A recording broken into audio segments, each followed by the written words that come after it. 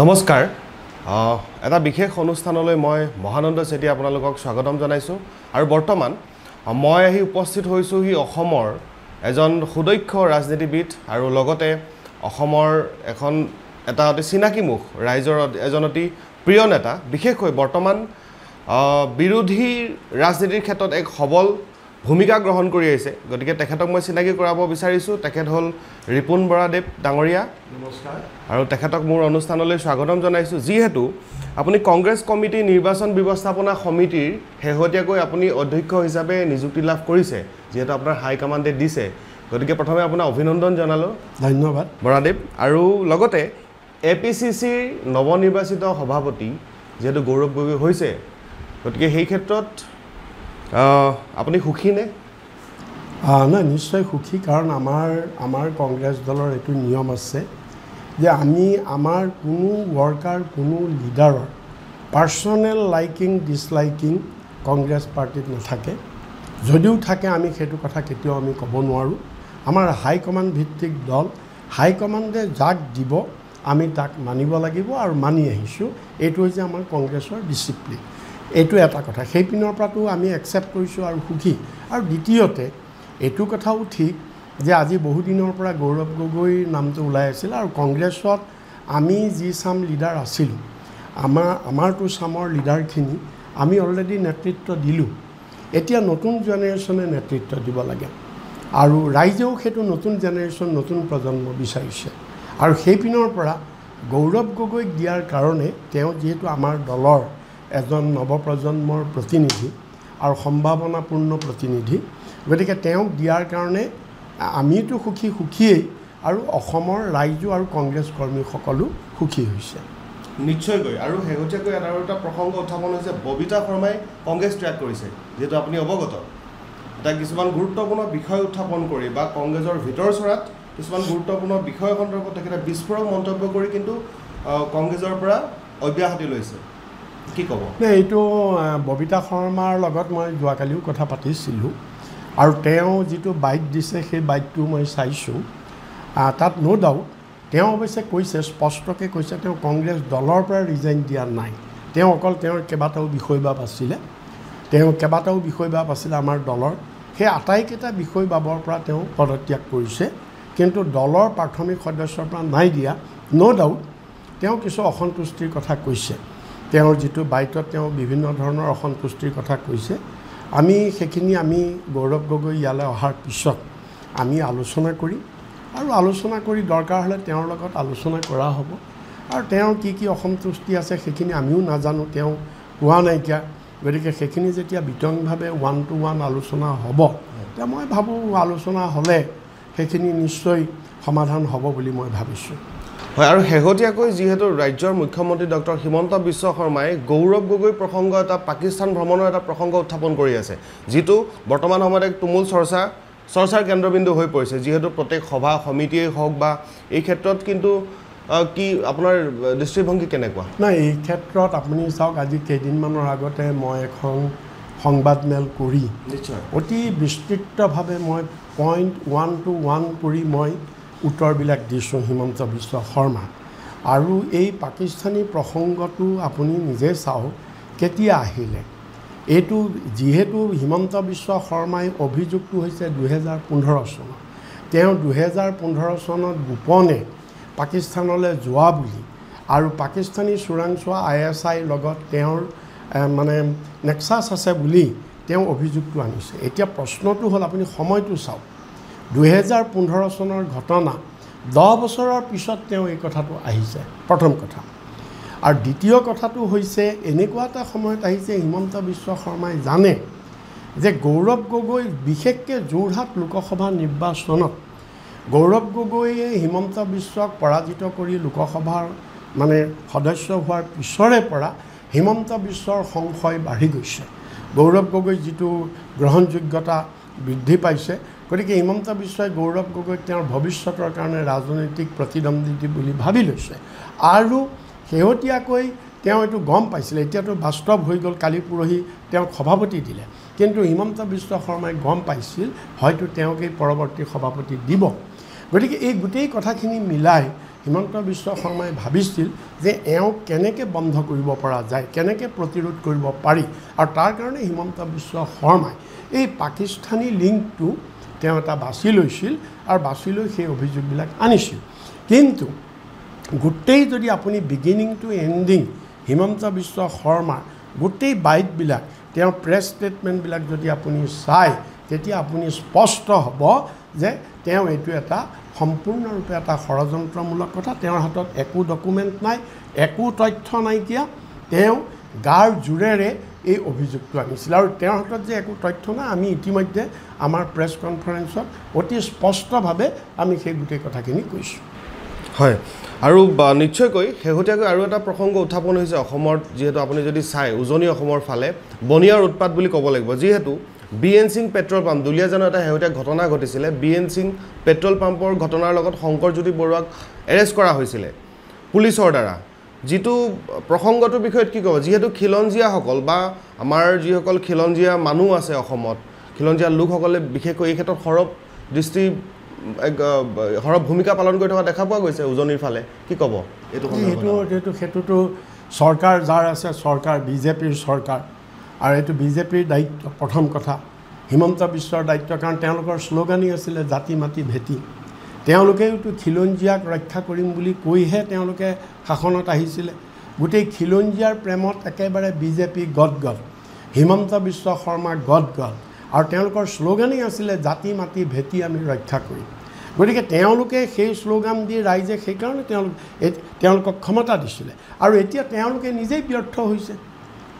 প্ৰথম কথা মানে আপোনাৰ খিলঞ্জীয়াক নিৰাপত্তা দিয়াত এক, আৰু দ্বিতীয় কথাটো হৈছে যে তাত কি যিটো ঘটিছে, যিটো নাই ঘটা, সেইটো এতিয়া আইনৰ কথা আৰু সেইটো পুলিচৰ কথা। কিন্তু বাকী কথাবিলাক হৈছে যে অকল সেইটোৱেই নহয়, গোটেই অসমতে যদি আপুনি চায় যে চেগা চুৰুকাকে এনেকুৱা বিভিন্ন ঠাইত বিভিন্ন ধৰণৰ ঘটিছে, যিটো পুলিচ প্ৰশাসন ব্যৰ্থ হৈছে আৰু তেওঁলোকে আইন শৃংখলা ৰক্ষাত ব্যৰ্থ হৈছে। আৰু ক'ৰবাত আমি দেখিছোঁ কিছুমানটো চৰকাৰে উচতনি দি পেলাই কৰাইছে। এতিয়া ক'ৰবাত আৰু বহুত কিছুমান ঘটনা আছে, মই সেইবিলাকৰ নাম ক'ব খোজা নাইকিয়া, গভৰ্ণমেণ্টে নিজেই কৰাইছে তেওঁলোকৰ স্বাৰ্থত। গতিকে সেইকাৰণে দুলীয়াজনৰ এতিয়া সেই ঘটনাটো আচলতে কি ঘটনা, কোনে কৰাইছে, কাৰ উচতনিত হৈছে, সেই কথাটো এটা উচ্চ পৰ্যায়ৰ তদন্ত হ'লেহে সেই কথাটো পোহৰলৈ আহিব। নিশ্চয়কৈ। আৰু বিজেপিয়ে ক'ব বিচাৰে যে কংগ্ৰেছৰ শাসনকালতেই দেশৰ সৰ্ববৃহৎ কেলেংকাৰী হৈছে বুলি তেওঁলোকে প্ৰসংগ উত্থাপন কৰে, বা এই সন্দৰ্ভত ক'ব খোজে বা কয় অলৰেডি মেলে মিটিঙে, কি ক'ব? নাই, সেইটো এতিয়া চাওক, কংগ্ৰেছৰ দিনত যদি আপুনি নেশ্যনেল লেভেলত চাই আপুনি UPA গভৰ্ণমেণ্টৰ 2টা কাৰ্যকাল 10 বছৰ, এইটোৰ কথা কৈয়েইতো সৰ্ববৃহৎ কেলেংকাৰীৰ কথা কৈয়েইতো বিজেপি চৰকাৰত আহিছিলে। তাত যোগ দিছিলে প্ৰথমটো আপোনাৰ অৰবিন্দ কেজৰিৱালৰ পৰা ধৰি তেওঁলোকে বাকী গোটেই বিজেপি চবেই একেলগে মিলি সেইটো সময়ত তেওঁলোকে কংগ্ৰেছৰ বিৰুদ্ধে এক আনিছিলে 2G স্পেক্ট্ৰাম কেলেংকাৰী, আৰু দ্বিতীয়তে আনিছিলে কোলগেট কেলেংকাৰী অৰ্থাৎ কয়লাৰ। কিন্তু আল্টিমেটলি কি হ'ল, ন' ডাউট কংগ্ৰেছ চৰকাৰ, তাৰ কাৰণে ৰাইজে তেওঁলোকৰ কথা বিশ্বাস কৰি কংগ্ৰেছক ভোট নিদি তেওঁলোকক দিলে। কিন্তু আল্টিমেটলি কি হ'ল, 2টা কেছেই CBIক দিছিলে, কিন্তু CBI কোৰ্টত কি ক'লে, CBI ক'লে আমাৰ হাতত কোনো প্ৰমাণ নাই, গতিকে 2টা কেছ ড্ৰপ হ'ল। এক, আৰু তৰুণ গগৈৰ 15 বছৰ শাসন কালত, আমাৰ প্ৰয়াত তৰুণ গগৈদেৱৰ 15 বছৰ শাসন কালত অসমত এনেকুৱা কোনো কেলেংকাৰী হোৱা নাইকিয়া, কোনো হোৱা নাই। যি কেলেংকাৰী হৈছে, এটা হৈছে সেই 2টাত জড়িত স্বয়ং আমাৰ মুখ্যমন্ত্ৰী নিজে জড়িত আছে। এটা হৈছে লুইচ বাৰ্জাৰ কেলেংকাৰী আৰু আনটো হৈছে ডিমা হাছাও জিলাৰ 1000 কোটি টকীয়া কেলেংকাৰী।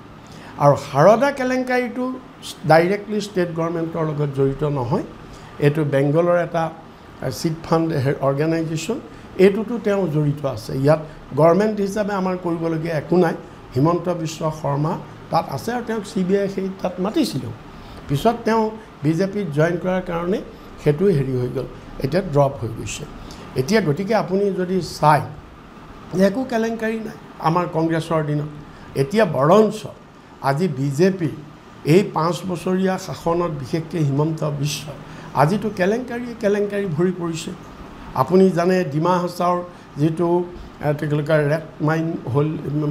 ৰেড হোলৰ মাইনিঙৰ যিটো কেলেংকাৰী য'ত 34জন শ্ৰমিকৰ মৃত্যু হৈছিলে সেই মৃত্যুৰ পিছত FIR হ'ল তাত শ্ৰমিক তেওঁলোকে উলিয়াব নোৱাৰিলে মাত্ৰ 6জনমানকো উদ্ধাৰ কৰিলে FIR হ'ল FIRত স্বয়ং কণিকা হুজাই নাম দিয়া হৈছে কণিকা হুজাই কোন ডিমা হাছাও ডিষ্ট্ৰিক্ট কাউন্সিলৰ CEMৰ পত্নী কিন্তু পুলিচে একো একশ্যন নল'লে পুলিচে তাত এটা SIT গঠন কৰি দিলে SIT একো কাম নকৰিলে আৰু তাৰ ওপৰত শ্বিলঙত থকা আপোনাৰ 24 এপ্ৰিল তাৰিখে 2025 চনত শ্বিলঙত থকা যিটো EDৰ সাব ডিভিজনেল যিটো অফিচ সাব জোনেল অফিচ এই সাব জোনেল অফিচে গোটেই উত্তৰ পূৰ্বাঞ্চলত ৰেড মাৰিলে 24 এপ্ৰিলৰ দিনাখন আৰু সেইবিলাক তেওঁলোকৰ প্ৰেছ ৰিলিজত আহিছে পেপাৰত আহিছে আৰু ৰেড মাৰি তাত তেওঁলোকে প্ৰায় আপোনাৰ এইটো কি বুলি কয়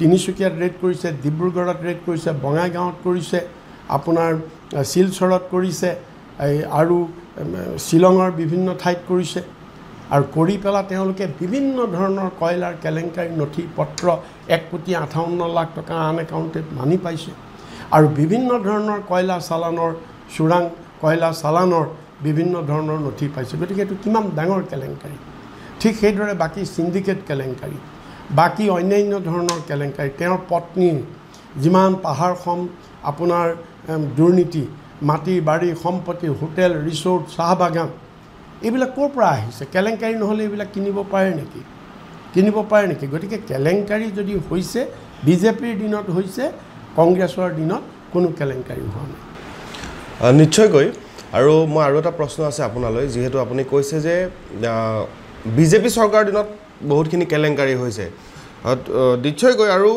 যে বৰ্তমান সময়ত শেহতীয়াকৈ আমি যদি চাওঁ নিৰ্বাচনসমূহত কংগ্ৰেছৰ এক শোচনীয় পৰাজয় দেখা পোৱা গৈছে এই ক্ষেত্ৰত ইয়াৰ প্ৰকৃত কাৰণ আপুনি কি বুলি ভাবে প্ৰকৃত কাৰণটো এটাই সাধাৰণতে হৈছে কি মানে দলীয় খোৱা কামোৰ এটা সৃষ্টি হৈছে নেকি দলীয় নো ডাউট দলীয় অকণমান আমাৰ দলীয় কিছু বিশৃংখলতা আছে বা দলীয় কিন্তু সেইটোৱে একমাত্ৰ কাৰণ নহয় একমাত্ৰ কাৰণটো সেইটো নহয় কাৰণ আপুনি যি কৈছে যে নিৰ্বাচনত আমি হাৰিছোঁ বেচিক্যালি আমি বাই ইলেকশ্যনবিলাকত হাৰিছোঁ আমি লোকেল ইলেকশ্যনবিলাকত হাৰিছোঁ পঞ্চায়ত ইলেকশ্যন বা অন্যান্য লোকেল ইলেকশ্যন সাধাৰণতে এই ইলেকশ্যনবিলাক ৰুলিং পাৰ্টিৰ ফেভাৰত সাধাৰণতে যায় আমি আমাৰ চৰকাৰ থাকোঁতেও সকলো বাই ইলেকশ্যনত আমি জিকিছোঁ সকলো লোকেল বডিৰ ইলেকশ্যনত আমি জিকিছোঁ গতিকে that is also' one of the factor আৰু বাকী তৃতীয় ফেক্টৰটো হৈছে বিজেপিৰ যিটো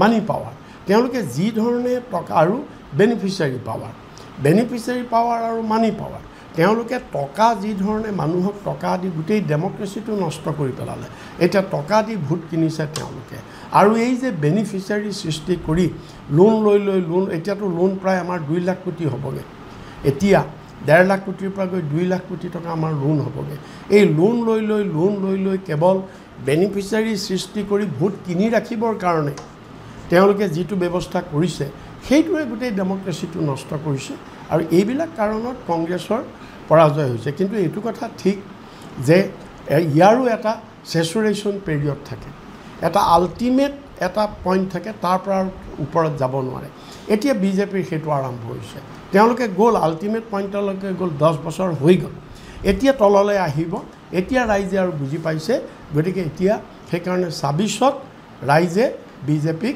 প্ৰত্যাখ্যান কৰিব নিশ্চয়কৈ আৰু 26ত যদি কংগ্ৰেছ শাসনত আহে তেতিয়াহ'লে আপুনি অসমৰ মুখ্যমন্ত্ৰী হিচাপে আপুনি কাক বিচাৰিব আপুনি ব্যক্তিগতভাৱে বা নিজে দাবীদাৰ হ'বনে নে বেলেগ কাৰোবাক বিচাৰিব না আমাৰ কংগ্ৰেছটো এটা চাওক মই আগতেও কৈছোঁ কংগ্ৰেছ পাৰ্টিটোত এইটো কথা সদায় আমাৰ হাইকমাণ্ডে ডিচাইড কৰে এইটো হাইকমাণ্ডে ডেফিনেটলি ডিচাইড কৰিব কোন হ'ব মুখ্যমন্ত্ৰী কিন্তু সাধাৰণতে মেক্সিমাম 90% কেছত আমি দেখিছোঁ যিজনৰ নেতৃত্বত ইলেকশ্যনটো হয় সেইজনেই সাধাৰণতে মুখ্যমন্ত্ৰী হয় 90% কেছত আমি দেখিছোঁ 10% কেতিয়াবা ইফাল সিফাল হয় গতিকে গৌৰৱ গগৈৰ নেতৃত্বত ইলেকশ্যনটো হ'ব গতিকে সেই পিনৰ পৰা তেওঁৰে সম্ভাৱনাটো আটাইতকৈ বেছি আছে কিন্তু হ'লেও আজিৰ তাৰিখত মই এই কথা ক'ব নোৱাৰোঁ এইটো আমাৰ হাইকমাণ্ডে ডিচাইড কৰিব নিশ্চয়কৈ আৰু 2026ৰ নিৰ্বাচনৰ বাবে কংগ্ৰেছৰ কিবা ৰণনীতি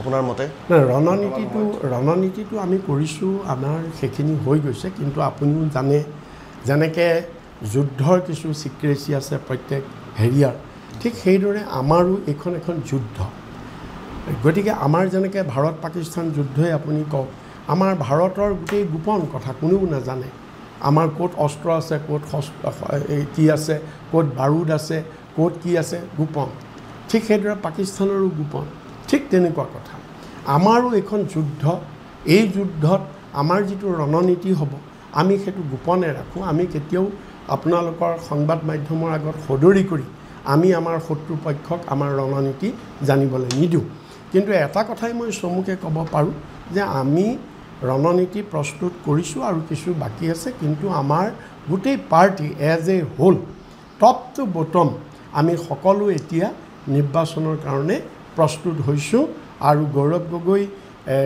অহাৰ পিছতেই আমি ফুল ছুইঙত আমাৰ সকলো ফিল্ডত নামি যাব নিশ্চয়কৈ আৰু শেহতীয়াকৈ যদি আমি চাওঁ আগন্তুক নিৰ্বাচনৰ ক্ষেত্ৰত বিৰোধী দল ধৰক AIUDF হওক AJP হওক ৰাইজৰ দল তেওঁলোকৰ লগত মিত্ৰতাৰ কিবা মানে চিন্তা চৰ্চা চলিছে নেকি কংগ্ৰেছৰ সৈতে নাই মিত্ৰতাটো মই অৱশ্যে এতিয়া আজি ইয়াত এইটো মই পাৰ্চনেলি ক'ব লাগিব মিত্ৰতাৰ সিদ্ধান্তটো দলে ল'ব কিন্তু আমাৰ দলৰ যিটো আজিৰ তাৰিখত বা এতিয়া নেশ্যনেল লেভেলতো আমি বিজেপিক পৰাভূত কৰিবৰ কাৰণে নেশ্যনেল লেভেলতো আমাৰ মিত্ৰতা হৈছে সেইকাৰণে আপোনাৰ ষ্টেট লেভেলতো মিত্ৰতা হোৱাত কোনো বাধা নাইকিয়া আৰু আগতেও আমি 2021 চনতো আমি মিত্ৰতা কৰিছিলোঁ গতিকে এতিয়াও মিত্ৰতাৰ সম্ভাৱনা আছে আৰু মই ভাবোঁ মিত্ৰতাটো হ'ব লাগিব কিন্তু আপুনি যিটো পাৰ্টিৰ কথা কৈছে AIUDF এতিয়া মিত্ৰতাত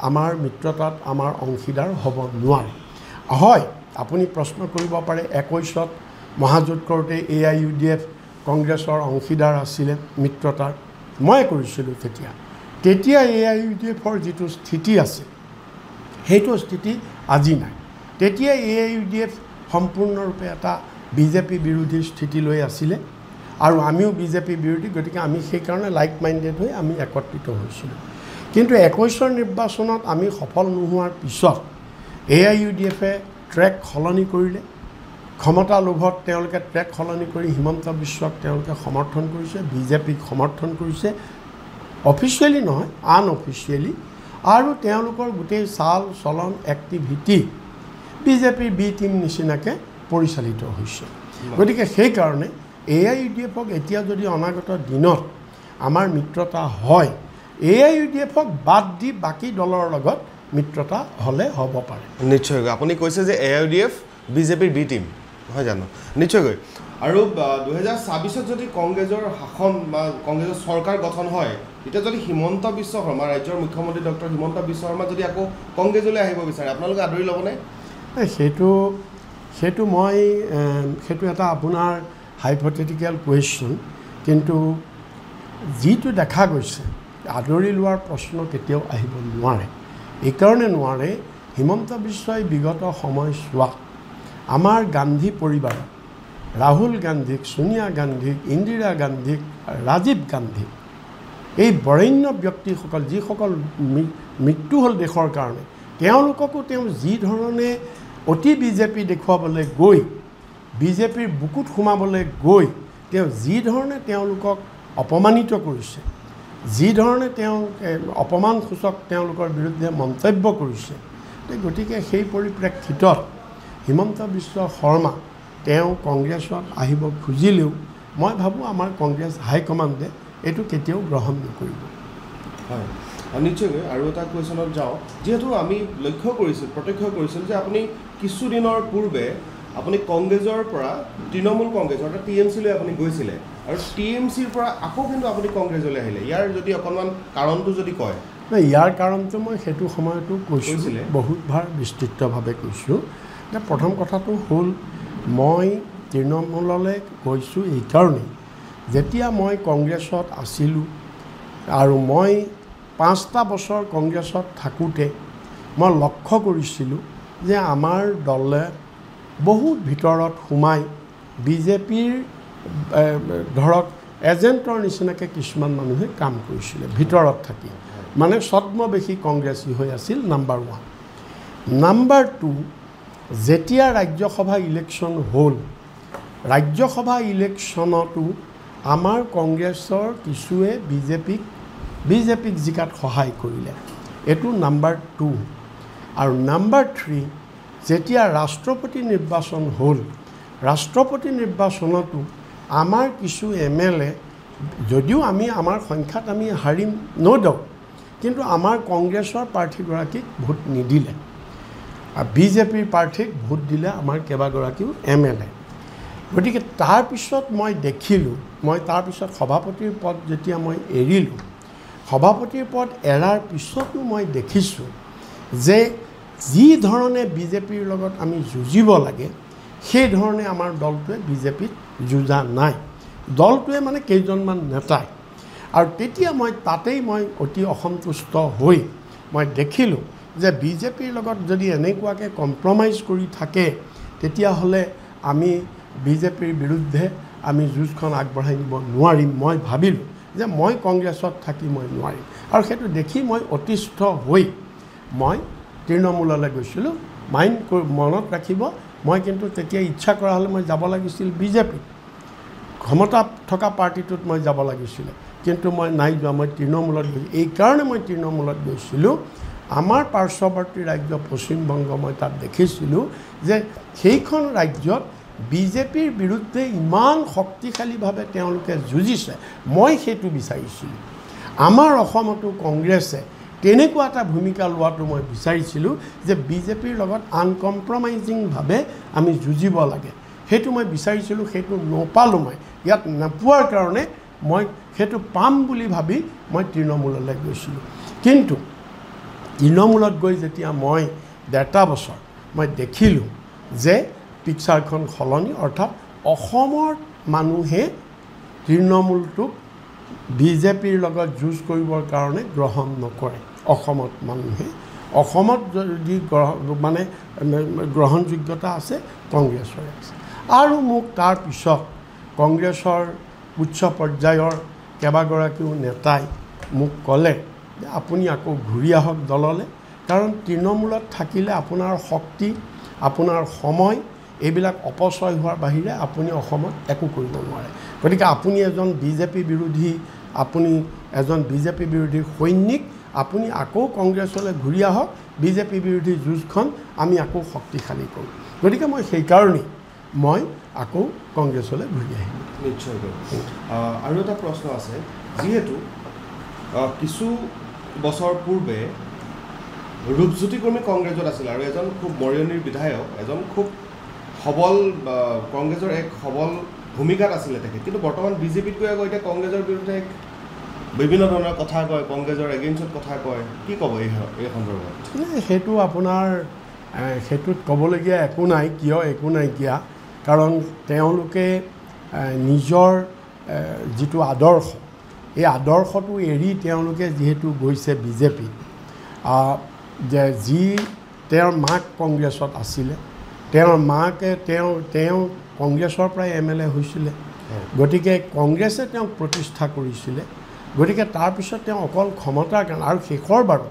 21তো তেওঁ আমাৰ কংগ্ৰেছ টিকেটত জিকিছিল তেওঁ MLA হৈছে কংগ্ৰেছে বনাইছে তাৰপিছতো তেওঁ কেৱল ক্ষমতাৰ কাৰণে ভাবিছিলে বিজেপিৰ চৰকাৰ হৈছে ইয়াত মই মন্ত্ৰী পাম কিবা পাম তেনেকুৱা ক্ষমতাৰ লোভত তেওঁ আকৌ কংগ্ৰেছৰ পৰা আমাৰ শত্ৰু যি আমাৰ বৈৰী সেই পাৰ্টিলৈ তেওঁ গুচি গৈছিল গতিকে তাত গৈ এতিয়া তেওঁ কংগ্ৰেছৰ বিৰুদ্ধে ক'বই কাৰণ তেতিয়াহে তেওঁলোকৰ বুকুত সোমাব পাৰিব তেওঁলোকৰ বুকুত সোমাবৰ কাৰণে তেওঁ এইবিলাক কংগ্ৰেছৰ বিৰুদ্ধে কথা কৈছে গতিকে ৰূপজ্যোতি কুৰ্মীৰ নিচিনা মানুহৰ কথাত বেছি আমি মূৰ ঘুমাবলৈ আমি নিবিচাৰোঁ তেওঁলোকৰ কথাৰ কোনো লাগবান নাই বুলি মই ক'ব খোজোঁ নিশ্চয় ৰিপুণ বৰাদেৱ যে ৰাজনীতি জীৱনৰ আপোনাৰ এটা আনটোল ষ্টৰী যদি এটা শ্বৰ্টকৈ এনেকুৱা এটা কাহিনী বা এনেকুৱা এটা ঘটনা আপুনি যদি কয় ৰাজনৈতিক জীৱনৰ যিটো আপোনাৰ বৰ্তমান ধৰি লওক ৰাইজে গম নাপায় বা এনেকুৱা কিবা আছে নেকি আপোনাৰ বৰ্তমান সময়ত ক'ব পৰা? তেনেকুৱা আছে ডেফিনেটলি। সেইটো ৰাইজে গম নোপোৱা এইটোৱেই কথা যে যেতিয়া হিমন্ত বিশ্ব শৰ্মাই 2014-15 চনত তৰুণ গগৈ ছাৰৰ বিৰুদ্ধে যেতিয়া খুব শক্তিশালীভাৱে বিসম্বাদী আৰম্ভ কৰিলে আৰু প্ৰায় 50জন MLA চহী কৰিলে হিমন্ত বিশ্বৰ সমৰ্থনত। 50জন MLA চহী কৰি যেতিয়া আমাৰ হাইকমাণ্ডক দিলে যে তৰুণ গগৈক বদলাব লাগে আৰু হিমন্ত বিশ্বক মুখ্যমন্ত্ৰী পাতিব লাগে, তেতিয়া উপায়ন্তৰ হৈ হাইকমাণ্ডে বৰ্তমানৰ আমাৰ কংগ্ৰেছ সভাপতি মাল্লিকাৰ্জুন খাৰ্গে, তেতিয়া তেখেত ৰেলৱে মিনিষ্টাৰ আছিলে, তেখেতক অবজাৰ্ভাৰ হিচাপে অসমলৈ পঠাই দিছিলে এই গোটেই বস্তুটো তদন্ত কৰিব। আৰু তেখেত অবজাৰ্ভাৰ হৈ আহি তেতিয়া আমাৰ এইখন ব্ৰহ্মপুত্ৰ অশোক হোটেলত তেখেত আছিলে, আমি তাত সকলো গৈছিলোঁ, তেখেতক কৈছিলোঁ। কিন্তু তাৰ পিছদিনাখন তৰুণ গগৈ ছাৰে, মই আছিলোঁ আৰু ভৰত নৰা আছিলে, তেতিয়া তৰুণ গগৈ ছাৰে খঙত ক'লে মই আজিৰ পৰা চিফ মিনিষ্টাৰ নহয়, মই আজি আবেলি ৰিজাইন দিম, মই ৰিজাইন দি দিম, মোক এইবিলাক মই এনেকুৱা বিসম্বাদত মই নাথাকোঁ, মই এনেকুৱাকৈ যুঁজ কৰি মই ক্ষমতাত মই নাথাকোঁ, মই ৰিজাইন দিম। আৰু লগে লগে তেওঁ ফোন চোন কৰি তেওঁ মানে কোৱাৰ্টাৰ চেঞ্জ কৰিব, তেওঁ কোৱাৰ্টাৰ বিচাৰিলে এছেম্বলিৰ ছেক্ৰেটাৰীক যে মই আজি এই ঘৰ এৰিম, মোক তাত ঘৰ দিব লাগে, মানে সেই পৰ্যায়লৈ গুচি গ'ল। সেই পৰ্যায়লৈ গুচি যোৱাৰ পিছত এইটো আনটল্ড ষ্টৰী, মই আৰু ভৰত নৰা আছিলোঁ আৰু কোনো নাই। তেতিয়া মই একদম জোৰেৰে ক'বলৈ গ'লোঁ যে ছাৰ আপুনি খবৰদাৰ আপুনি এইবিলাক কথা নক'ব, আপুনি গুচি যাব, আপুনি অসমৰ ভৱিষ্যত, আমাৰ কংগ্ৰেছৰ ভৱিষ্যত আপুনি ধ্বংস কৰি যাবলৈ ওলাইছে, আপুনি নাযাব, আপুনি একো কথা নক'ব, আপুনি মনে মনে থাকক, যি কৰিব লাগে আমি দুটাই কৰিম। মই ভৰত নৰাক কৈছিলোঁ যে যি কৰিব লাগে আমি দুটাই কৰিম, আপুনি মনে মনে থাকক, আপুনি আমাক 24 ঘণ্টা সময় দিয়ক, আমি চাওঁ। এই বুলি কৈ আমি ওলাই আহি আমি উল্টা ছিগনেচাৰ কেম্পেইন কৰিলোঁ। আৰু উল্টা ছিগনেচাৰ কেম্পেইন কৰোঁতে আমাৰ তাতো প্ৰায় আপোনাৰ 45জন মানুহে চহী দি দিলে, 52জনে দিছিলে, তাৰমানে 45জনে আমাৰ পিনে চহী দি দিলে। গতিকে তেতিয়া সেই কাগজ আমি আকৌ দিলোঁ।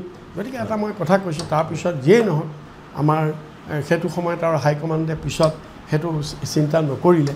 গতিকে এইটো এটা আনটল্ড ষ্টৰী আছে, এইটো ভৰত নৰেহে জানে আৰু মই জানো আৰু বাকী কোনেও নাজানে। আৰু তৰুণ গগৈ ছাৰ তেখেত ঢুকাই গ'ল, তেখেতে জানিছিলে।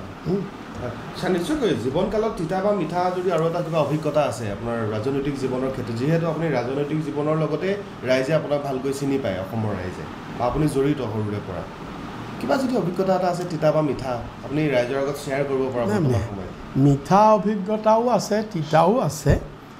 তিতা অভিজ্ঞতা আছে এনেকুৱা বহুত, এতিয়া ক'বলৈ গ'লে হেৰি আৰু আপোনাৰ তেনেকুৱা বহুতেই আছে। ধৰক কৈ দিয়কচোন ছাৰ, মানে এতিয়া ধৰক মই বিশেষকৈ এই কংগ্ৰেছৰ সভাপতি থাকোঁতেই বহুত ক্ষেত্ৰত মই দেখিছিলোঁ যে মানুহবিলাকে বিভিন্ন ধৰণে মানুহ ক্ষমতাৰ লগত থাকে বহুতে। মই যেতিয়া সভাপতি নাছিলোঁ বা মই যেতিয়া MLA নাছিলোঁ, তেতিয়া মই যিখিনি মানুহে মোৰ প্ৰতি যি ধৰণৰ এটা তেওঁলোকৰ দৃষ্টি আছিলে, এটা যেন মোক এভইড কৰিবলৈ বিচাৰিছিলে চবেই। আৰু যি মুহূৰ্তত মই ক্ষমতা পালোঁ তেতিয়াই সেইবিলাক মানুহ আকৌ আটাইতকৈ বেছি মোৰ ভক্ত হৈ পৰিলে। গতিকে এনেকুৱা বহুত উদাহৰণ থাকে, এইবিলাক আছে তিতা মিঠা, এইবিলাক আৰু কৈ শেষ কৰিব নোৱাৰি, বহুতেই আছে। গতিকে এইটো মই চেপ্টাৰ ইয়াতে শেষ কৰিম। নিশ্চয়কৈ, ধন্যবাদ। আৰু ছাৰ অসমৰ মুখ্যমন্ত্ৰীৰ কেইটামান ভাল লগা গুণ বা বেয়া লগা গুণ আপুনি ক'ব পাৰে?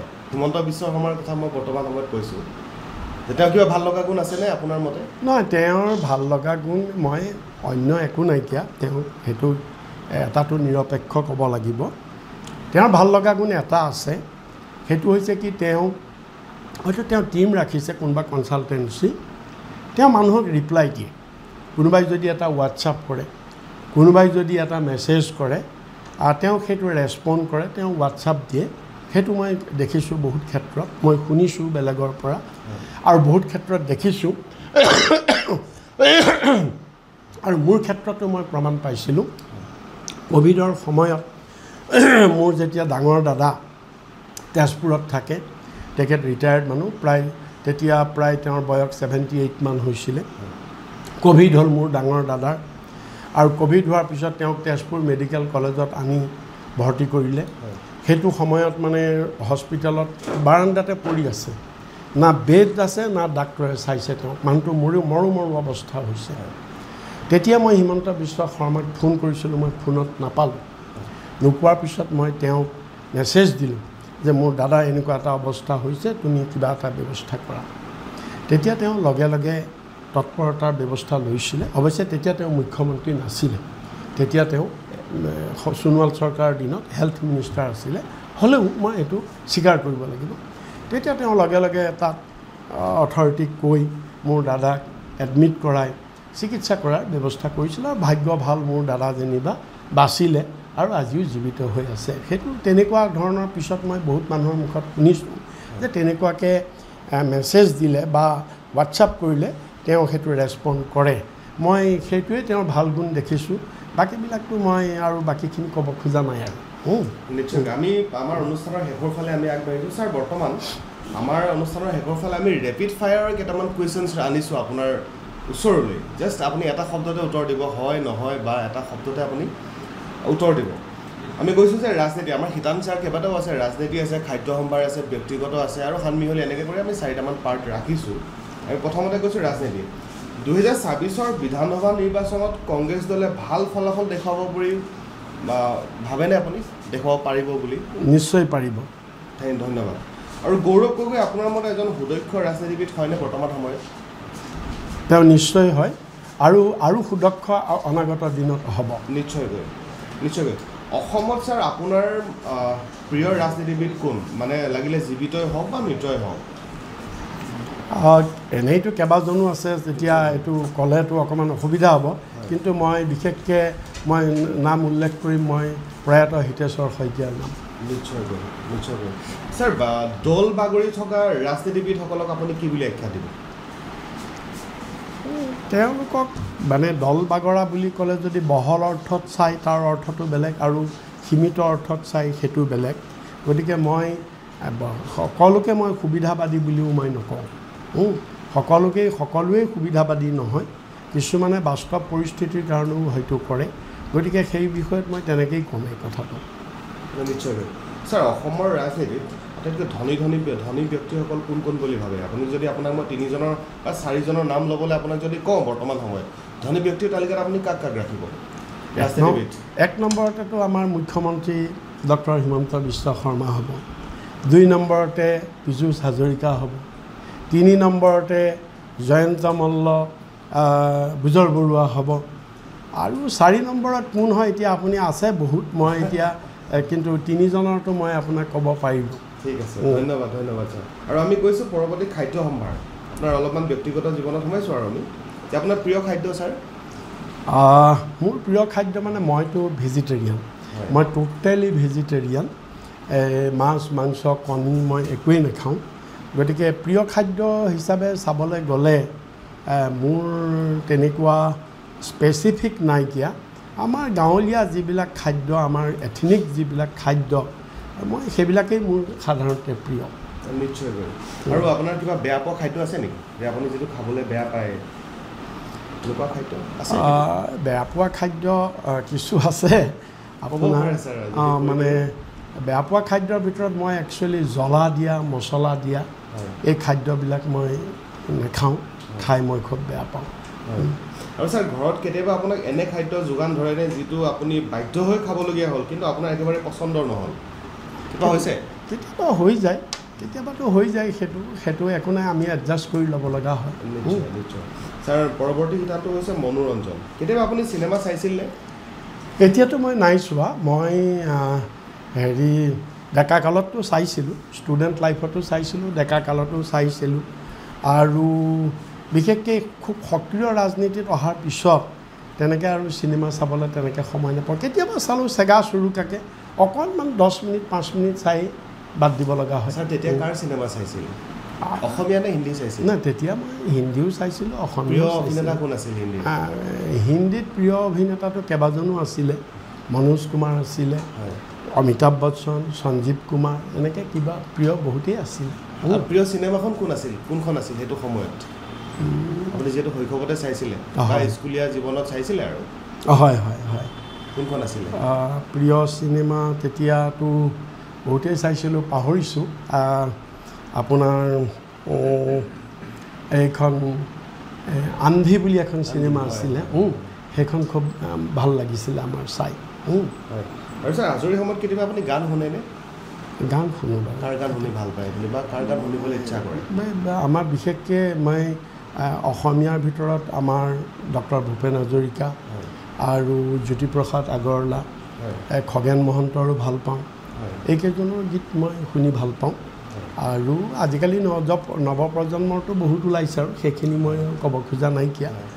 আৰু ইংৰাজীততো আৰু সকলোৱেতো লতা মংগেশকাৰ, হিন্দীততো সকলোৱে লতা মংগেশকাৰৰ কথাই ক'ব আৰু কিশোৰ কুমাৰৰ কথাই ক'ব। গতিকে সেইখিনি গীত আমিও ভাল পাওঁ। ছাৰ আৰু এটা আপোনাৰ ব্যক্তিগতলৈ অলপ আহিছোঁ, ডেকা বয়সত কেতিয়াবা প্ৰেম হৈছিল নে ছাৰ? এইটো এতিয়া তেনেকুৱাতো ধৰকচোন, সেইটোতো আপোনাৰ স্বাভাৱিক কথা, সেইটো নেচাৰেল কথা, সেইটো এটা হেৰিয়াৰ কথা, বয়সৰ কথা। প্ৰেম মানে মোৰ তেনেকৈ কাৰো লগত হোৱা নাছিলে। মোৰ যিগৰাকী বৰ্তমান পত্নী, তেওঁৰ লগতেই মোৰ চিনাকি হৈ তেওঁৰ লগতেই মোৰ প্ৰেম হৈছিলে আৰু প্ৰেম হোৱাৰ পিছত বিয়াও হৈছে। ছাৰ সেই সময়ত প্ৰেম পাবলৈ আপুনি কি কৰিছিলে? বাইদেউকে আপুনি পাবৰ কাৰণে বা বাইদেউক ভাল লগাবলৈ বা সেইটো সময়ত কি কৰিছিলে যদি অলপমান দুটা এটা কথা কয়? নাই তেনেকুৱা সেইটো সময়ত তেনেকুৱা বিশেষ নাই। সেইটো সময়ততো আৰু বেছিকেলি আৰু সেইটো আমাৰ দিনৰ কথাবিলাক বেলেগ আছিলে, আজিকালিৰ কথা বেলেগটো। তেতিয়াতো আমাৰ এইবিলাক গিফ্ট চিফ্ট দিয়া কিবা কিবি, আজিকালিতো বেলেগ হৈ গ'ল, মোবাইলতে হয়। তেতিয়াতো আমাৰ সেইবিলাক নাছিলে। কিবা দুই এটা কেতিয়াবা গিফ্ট চিফ্ট দিয়া। কেনেকুৱা ধৰণৰ গিফ্ট দিছিলে ছাৰ যদি কয় এটা? মই তেওঁক বেছিকেলি কাপোৰ কানি গিফ্টেই দিছিলোঁ, শাৰী চাৰী বা তেনেকুৱা গিফ্টেই দিছিলোঁ, চাদৰ মেখেলা। নিশ্চয়কৈ ছাৰ স্কুলীয়া জীৱনত কেতিয়াবা আপুনি শিক্ষকৰ চেকনিৰ কোব খাইছিলনে? সেইটো খাইছিলোঁ, কাৰণ আমাৰ দিনত বহুত ষ্ট্ৰিক্ট আছিলে। বহুত ষ্ট্ৰিক্ট আছিল, মানে হোমৱৰ্ক কৰি নিনিলে বেটাব, স্কুলত ক্লাছত বদমাচি কৰিলে বেটাব, মানে সময়মতে নাহিলে বেটাব, ইউনিফৰ্ম পিন্ধি নাহিলে বেটাব, মানে বিভিন্ন ধৰণে বহুত ক্ষেত্ৰতেই কোব খাইছিলোঁ। আপুনি বদমাচি কৰিছিল নেকি ছাৰ সেইটো সময়ত? মই ইমান বদমাচি নাছিলোঁ বাৰু, মই এটা খুব মধ্যমীয়া ছাত্ৰ হিচাপে আছিলোঁ আৰু। আপোনাৰ ছাৰ কেতিয়াবা খং উঠেনে? খং উঠে। কি কৰে আপোনাৰ খং উঠিলে? নহয়, খং উঠিলে মই আৰু কি কওঁ, মানে অলপ মনে মনে ধৈৰ্য ধৰি থাকোঁ। কেতিয়াবা অলপ মোৰ বিশেষকৈ মোৰ খং বেলেগৰ প্ৰতি নুঠে। খং উঠে মোৰ অকল যিখিনি মোৰ কৰ্মচাৰী, মোৰ PA বা PSO, মোৰ ড্ৰাইভাৰ, এইবিলাকৰ ওপৰতে মোৰ বেছিকেলি খং উঠে। কাৰণ মানে বিশেষকৈ মোৰ PA-জনৰ ওপৰতে খং উঠে, যোনজনেই PA মোৰ নাথাকক। অকল এইকাৰণে উঠে, মই যিটো লাইনত তেওঁক বস্তুখিনি যোগাবলৈ বা বস্তুখিনি ৰেডি কৰিবলৈ বা এইবিলাক প্ৰেছ ৰিলিজ বা যি ধৰণে মই সজাই ৰাখিবলৈ বিচাৰোঁ, তাৰ বিশৃংখলটো কৰিলেই মোৰ খংটো উঠে, আন কথাত নুঠে। হয়, আৰু খংটো শান্ত কৰিবলৈ আপুনি কি কৰে ছাৰ? খংটো শান্ত কৰিবলৈ বিশেষ নাই, লগে লগেই নোহোৱা হৈ যায়। অলপ সময় মনে মনে থাকিলেই খং নোহোৱা হৈ যায় আৰু। হয়, সক্ৰিয় ৰাজনীতি ছাৰ আপুনি কেতিয়ালৈকে থাকিব? কিবা চিন্তা চৰ্চা চলিছেনে আপোনাৰ মনত? নাই, তেনেকুৱাতো আপোনাৰতো জানেই, ৰাজনীতিৰটো যেনেকৈ চাকৰিত ৰিটায়াৰমেণ্টৰ বয়স থাকে, ৰাজনীতিততো কোনো ৰিটায়াৰমেণ্টৰ বয়স নাথাকে। সেইটোতো হয়। গতিকে চাই লওঁ, যেতিয়ালৈকে শৰীৰ সুস্থ হৈ থাকিব, যেতিয়ালৈকে ভালকৈ চলা ফুৰা কৰি থাকিব পাৰিম, তেতিয়ালৈকে থাকিম বুলি ভাবিছোঁ। ধন্যবাদ। আৰু শেষৰটো আছে ছাৰ হানমিহলি, এইটোৱে শেষ আৰু তাৰ পাছত আৰু নাই। এতিয়া একচুৱেলি মই আপোনাক কেইটামান শব্দ ক'ম, ৰাজনীতিৰ ক্ষেত্ৰত আপুনি সেইকেইটা প্ৰযোজ্য কৰিব, আৰু এইটোৱে আমাৰ শেষৰ পাৰ্ট। মই যদি আপোনাক কওঁ দগাবাজ শব্দটো আপুনি ৰাজনীতিৰ ক্ষেত্ৰত কাৰ লগত ব্যৱহাৰ কৰিব? আছেনে কাৰোবাৰ লগত মেটচ হোৱাকৈ দগাবাজ শব্দটো? নাই, মানে এনেই আছে, কিন্তু সেইটো ধৰকচোন এজন ৰাজনীতিকৰ ওপৰত তেনেকৈ কোৱাটো ঠিক নহ'ব। অমুক এনেকুৱা, তমুক তেনেকুৱা। এটা পলিটিকেলি কোৱাটো বেলেগ কথা, পলিটিকেলি তেওঁ বিশ্বাসঘাতক, তেওঁ প্ৰতাৰক, তেনেকুৱা এটা কোৱাটো বেলেগ কথা। কিন্তু এইটো এজন মানুহক তেনেকৈ কোৱাটো ঠিক নহ'ব বুলি মই ভাবোঁ। আৰু ছাৰ দ্বিতীয়টো আছে চোৱাচ এলেকা, এনেকুৱা আছেনে শব্দটো আপোনাৰ মতে? নাই আছে, আপুনি ক'ব পৰা ডেফিনেটলি আছে। নাই মই নাই সেইটো মই তেনেকৈ ক'লে ভাল নহ'ব, কাৰণ তেওঁৰ পাৰ্চনেল সন্মানত আঘাত কৰাব। মই চব ক'ব পাৰোঁ, চোৱাচ এলেকাৰ নিচিনা কাম বহুতেই কৰি আছে। ইয়াত খাই তালৈ গৈছে, তাত খাই, সেইটোৱেই চোৱাচ এলেকা। কিন্তু সেইটো মই বাই নেইম মই তেনেকৈ ক'ব নোখোজোঁ, কাৰণ প্ৰত্যেকৰে এটা আত্মসন্মান আছে। গতিকে সেইটোকে আমি অন্য ধৰণে কওঁ যে আদৰ্শবিহীন, সুবিধাবাদী, আমি তেনেকৈ ক'ব পাৰোঁ। ছাৰ গছত উঠাই গুৰি কটা এনেকুৱা ক'ব পাৰিব নেকি সেইটো শব্দৰ লগত? নাই, সেইটোৱে মই এই গোটেইবিলাকতে মই তেনেকৈ নকওঁ। তেনেকৈ স্পেচিফিক কোৱাটো এজন মানুহৰ অসন্মান কৰাটো ঠিক নহ'ব বুলি মই ভাবোঁ, কাৰণ বহুতে চাই থাকিবতো, শুনি থাকিবতো। মই কোনোবা এজনক যদি তেনেকৈ কওঁ, তেওঁৰোতো এটা চেণ্টিমেণ্ট আছে, তেওঁ যিয়েই নহওক, সেইটো মই কৰিব খোজা নাই, সেইটো ক'ব খোজা নাই। বাকী ৰাইজে জানেই কোনে চোৱা চেলেকি আছে, কোনে গছত উঠাই গুৰি কাটি আছে, কোন দগাবাজ, ৰাইজে জানেই সেইটো। নিশ্চয়কৈ আমি কিছুদিনৰ পূৰ্বে প্ৰাক্তন মন্ত্ৰী নীলমণি সেন ডেকাৰ ওচৰত গৈছিলোঁ, ডাঙৰীয়াৰ ওচৰত গৈছিলোঁ, আৰু তেখেতে ক'লে আমাৰ এই সন্দৰ্ভত কিন্তু বহুত কথা কৈছে, আৰু বিশেষকৈ তেওঁ নামো কৈছে। আমাৰ একচুৱেলি ৰেপিড ফায়াৰত আমি এনেকৈ কুৱেশ্যনছবিলাক ৰাখোঁ, তেওঁ কৈছে আমাৰ অতি শীঘ্ৰে আমাৰ প্ৰচাৰিত হ'ব। গতিকে আপোনাক সেইটো সংক্ৰান্তত আপোনাকো সুধিলোঁ। এতিয়া কোনো কথা নাই, আমি আপোনাৰ লগত বহুত কথা পাতিলোঁ আৰু বহুত কথা জানিবলৈও থাকিলে, আৰু আপোনাৰ দীৰ্ঘায়ু কামনা কৰিলোঁ। আপুনি সুস্থ থাকক, ভালে থাকক, আৰু ডাঙৰীয়া আমাৰ অনুষ্ঠানটোত ইমান ধুনীয়াকৈ সময় দিলে, আপোনাৰ ব্যক্তিগত জীৱনৰে হওক বা ৰাজনৈতিক জীৱনৰে হওক, আপুনি বহু কথা আমাৰ আগত উল্লেখ কৰিলে। গতিকে কি ক'ব, আমি অনুষ্ঠানটো শেষ কৰিব বিচাৰিছোঁ। দৰ্শকক আপুনি যদি কিবা এটা কয় আপোনাৰ ফালৰ পৰা। নাই, মই আপোনালোকৰ চেনেলৰ যোগেদি সমূহ অসমবাসী ৰাইজক মই ধন্যবাদ জনাইছোঁ, আৰু ৰাইজক মই এইটোৱে অনুৰোধ কৰিম, এই চেনেলটো গণতন্ত্ৰৰ চতুৰ্থ স্তম্ভক আমি সকলোৱে সন্মান কৰোঁ, আৰু গণতন্ত্ৰত চতুৰ্থ স্তম্ভ যিমান শক্তিশালী হ'ব, গণতন্ত্ৰ সিমান সুৰক্ষিত হ'ব। সেইকাৰণে ৰাইজক এই চেনেলটোক মৰম কৰিবৰ কাৰণে, আশীৰ্বাদ দিবৰ কাৰণে মই অনুৰোধ জনাইছোঁ।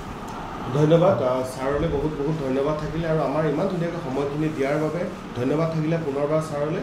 গতিকে আৰু বৰ্তমান অনুষ্ঠানটো মই ইয়াতে সামৰণি মাৰিছোঁ বুলি ধন্যবাদ জনাইছোঁ।